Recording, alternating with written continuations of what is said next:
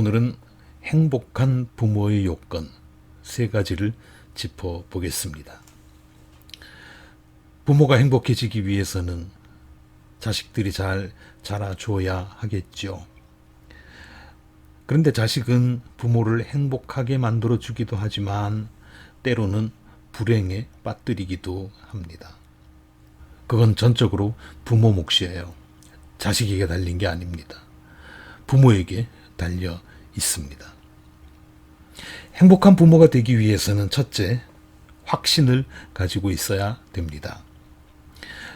자식 둔 부모치고 걱정 없는 사람 없죠. 이 아이가 또는 이 아이들이 앞으로 뭘 해먹고 살면 좋을까? 안정적인 생계 수단은 가지고 살아갈 수 있을까? 인간다운 대접은 받고 살게 될까? 사고 없이 건강하게 살 수 있을까? 등등. 자나깨나 자식 걱정입니다. 그런데 잘 아시는 것처럼 걱정한다고 그 걱정거리가 사라집니까? 그런 건 아니잖아요. 그래서 이런 말도 합니다. 걱정을 해서 걱정거리가 없어진다면 걱정이 없겠네. 부모가 자식 걱정하는 거 당연합니다. 그렇지만 단적으로 말해서 효과는 없습니다. 걱정을 자식을 위해서 하는 것 같지만 사실 그건 자식 위한 일이 아닙니다. 그냥 쓸데없는 일이에요. 걱정이다, 염려스럽다, 자식에 대해서 이렇게 말하는 일이 많은데 그렇지만 그것은 자식을 믿지 못하겠다는 뜻이에요. 그걸 겉으로 드러내는 행동입니다. 근데 생각해 보십시오. 세상에서 가장 가까운 육친이 부모 아닙니까? 그런 부모가 자식을 안 믿어주는데, 그런 부모가 자식을 의심하는데 자식이 제대로 자라겠습니까? 사람 구실 똑바로 하고 살 수 있겠습니까? 안 될 일이죠. 믿어야 됩니다. 그래야 여러분의 자녀들이 어디 가서든지 인정받고 삽니다. 존중받고 삽니다. 그렇다고 천하태평 자식이 어떻게 되든지 무엇을 하든지 방치하라는 소리는 아닙니다. 지대한 관심은 가져야죠. 관심은 가지되 무한 신뢰를 보내야 한다는 겁니다. 여러분의 자녀들 믿어야 됩니다. 믿으십시오. 그게 옳은 거는 알겠는데, 그래야 되는 거는 알겠는데, 자식 키우다가 보면 문제가 한두 가지입니까? 언제든지 문제가 생깁니다. 별일을 다 겪습니다. 그러면 부모는 당황하게 되잖아요. 근데 사람이 당황하면 머리가 정상으로 돌아가지 않습니다. 마음도 갈피를 잡지 못합니다. 행동도 우왕 좌왕하게 됩니다. 이를 어떻게 하지? 어쩌면 좋아? 그러면서 고민의 소용돌이에 빠집니다. 그런데요, 아이가 사고를 쳤든지 아니면 사고를 당했든지 어떤 경우라고 하더라도 당황하면 안 됩니다. 노력해야 돼요. 어떻게 하지? 어쩌면 좋아? 이렇게 말하고만 있어서는 안 된다는 겁니다. 그러면 그야말로 어떻게 해야 될까요? 어떻게 해야 됩니까? 방법을 찾아야죠. 하늘이 무너져도 솟아날 구멍이 있다고 했지 않습니까? 어떤 일이 생기더라도요, 분명히 해결 방법은 있습니다. 어떻게 하지 하면서 허둥대고만 있으면 해결 방법이 안 생기지만 방법을 찾으면 생겨요. 우선은 이렇게 말해야 됩니다. 그래, 이렇게 하자. 이렇게 하자. 당장 아이디어가 떠오르지 않아도 좋습니다. 일단은 이렇게 하자. 그래, 이러면 될 거야. 라고 말부터 하십시오. 걱정하는 데 시간을 허비하지 말라는 얘기입니다. 무슨 문제가 생기면 일각이 소중하지 않습니까? 그런 상황에서 방법을 찾는 데 시간을 써야지 헛된 데 시간을 쓰면 어쩝니까? 방법을 찾는 데 시간을 쓰면 반드시 대책이 떠오를 겁니다. 이런 식으로 문제가 생길 때마다 하나하나 풀어나가면 그렇게 자란 여러분의 아이는 반드시 여러분에게 행복을 가져다 줄 겁니다. 세상에도 기쁨을 줄 겁니다. 확신을 가지십시오. 두 번째입니다. 둘째는 행복한 부모가 되기 위해서 전폭적으로 자식을 응원해야 됩니다.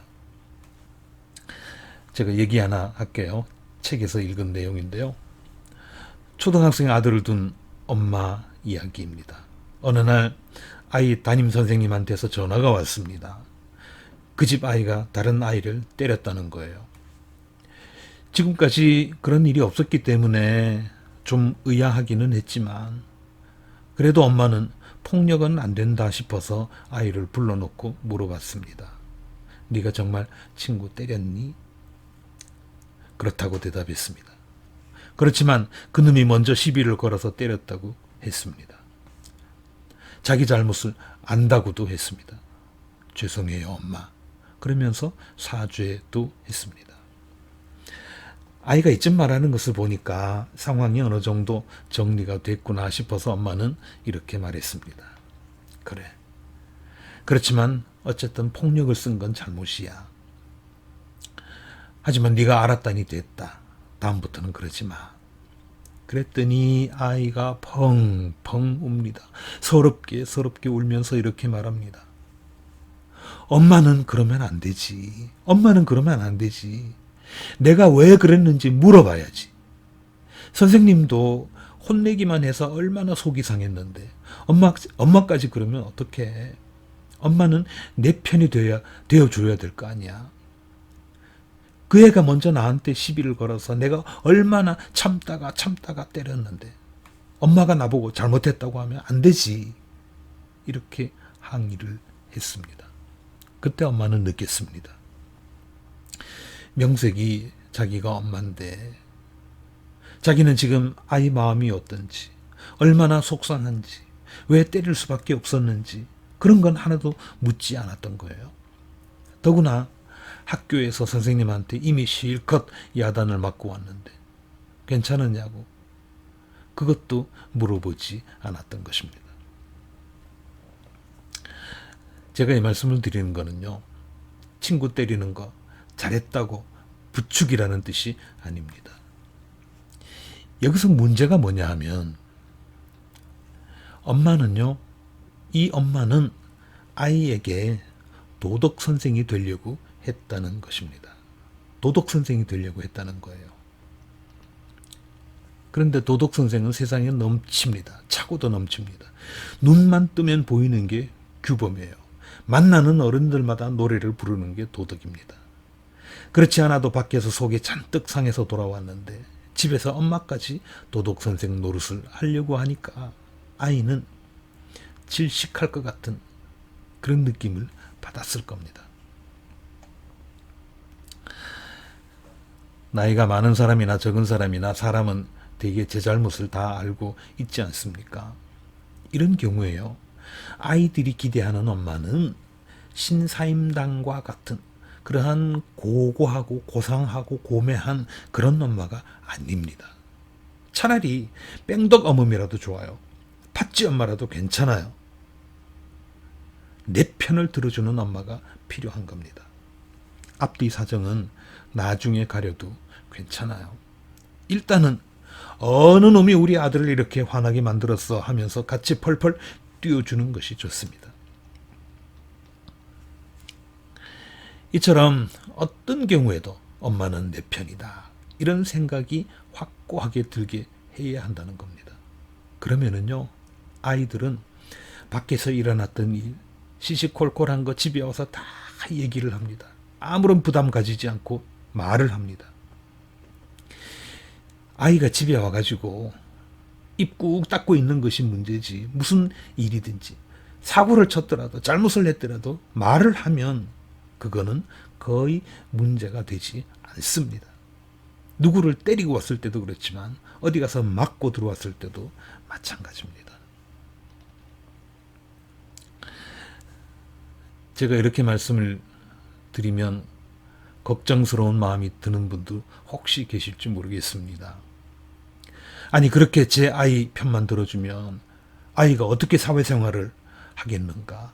그런 식으로 오냐 하면서 키우면 밖에서 잘 적응하며 살 수 있겠는가? 그렇게 말이죠. 저도 압니다. 그러면 안 되죠. 그렇지만 그런 걱정은 하지 않으셔도 됩니다. 그 이유를 지금부터 말씀드리겠습니다. 이제 행복한 부모가 되기 위한 세 번째 주제입니다.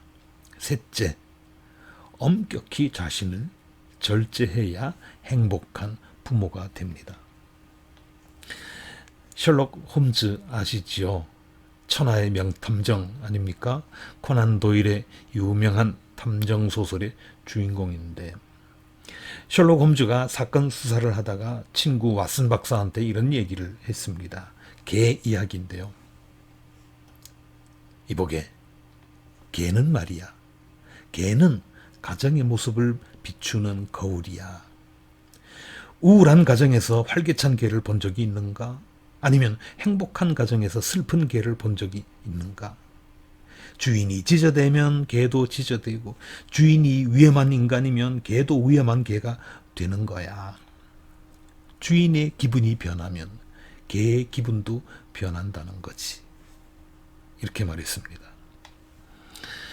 그런데 어디 개만 그렇겠습니까? 자식은 부모의 거울이라고 하잖아요. 그야말로 판박입니다. 데칼코마니예요. 부모가 활기차면 자식도 활기찹니다. 부모가 우울하면 자식도 우울합니다. 부모가 예의 바르면 시키지 않아도 자식도 예의 바릅니다. 부모가 개차반이면 당연히 자식도 개차반이 됩니다. 자식을요, 교훈을 말하거나 잔소리를 해서 가르치려고 하지 마십시오. 따로 안 가르쳐도 돼요. 왜냐하면 부모의 삶 자체가 자식에게는 그대로 교훈이기 때문입니다. 부모가 하는 일거수일투족 다 중요한데 그 가운데서 가장 중요한 것이 뭐냐 하면 말입니다. 언어예요. 부모의 언어 습관을 보면, 그것만 보면 그 집 자식들은 안 봐도 비디오입니다. 말을 함부로 하는 사람들이 있죠. 그런 사람에게 자식이 있다면 그 자식은 보나마나 시한 폭탄입니다. 좀 심한 표현 하나 할까요? 욕설을 자주 하는 사람, 또는 틈만 나면 불평불만을 쏟아내는 사람, 이런 사람을 가리켜서 어떤 사람이 이렇게 표현합니다. 말을 함부로 내뱉는 사람은 똥을 줄줄 흘리면서 걸어다니는 사람과 같다. 죄송합니다. 한 번 더.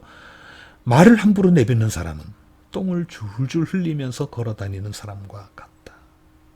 생각만 해도 끔찍하지 않습니까? 말에 냄새가 없어서 그렇지, 말에서 만일 냄새가 난다면 그런 사람 얼마나 악취를 풍기고 다니겠습니까? 그 냄새가 자식한테 안 뵐 것 같아요? 안 뵐 수가 있나요? 큰일 납니다. 어떤 아버지가 하도 험한 소리,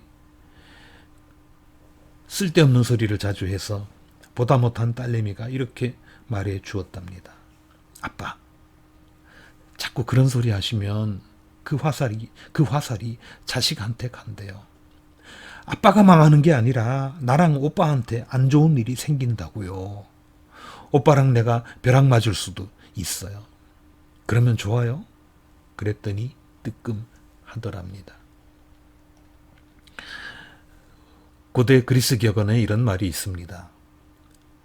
아버지의 절제가 자식에게 가장 큰 가르침이다. 자식에게 가장 큰 가르침은 아버지의 절제다. 그 말입니다.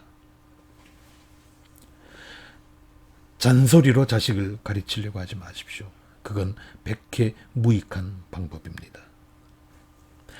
말씨와 행동을 바르게 가지면 다른 교훈은 아무것도 필요하지 않습니다. 오늘 말씀드린 내용 정리해 봅니다. 저는 우리 모두 행복한 부모가 되기를 바랍니다. 저와 여러분이 모두 행복한 부모가 되기를 바랍니다.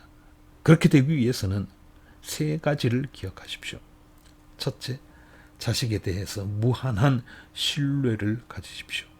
이 아이는 훌륭한 인물이 될 거야. 멋진 사람이 될 거야 하는 확신을 가지라는 겁니다. 둘째, 전적으로 자식 편이 되어 주십시오. 어떤 상황이든지 자식을 응원하라는 말씀입니다. 그리고 셋째는 이제 잔소리는 그만두고 말과 행동으로 직접 본을 보여주십시오. 그러면 부모로서 반드시 크나큰 행복을 누릴 수 있을 것입니다. 감사합니다.